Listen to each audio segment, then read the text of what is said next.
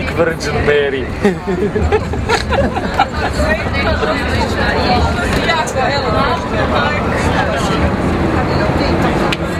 Odakle građevinaru ljubav za marame? To je neko perverzno pitanje ili ovo? Pa nije to ljubav, nego to je potreba. Kad nemaš novo, ne možeš kupiti original zato što original previše košta, a neko treba napraviti. Onda uzmeš i napraviš. Prva možda ne valja, ali druga valja sigurno. Tako da je to više, ok, iz potrebe kreneš, pa onda ti to postane ok. Nisto samo marame. Ima to ne stvari, pojaseva, šivanje nekih čipki. Kako si naučio šivati čipke? Kako se naučiš šivati čipke? Kako si ti naučio?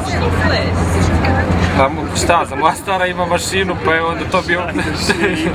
Da, to je bio početak. Ali šta, kako? Sjedeš ko što naučiš vozi bicikl. Šta ti je rekla mama? Kad si prvi put rekao mama, ja bi sašio maramu.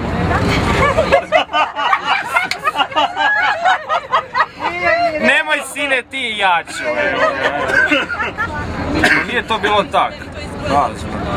I opet ti i tvoj Markovac. Eto.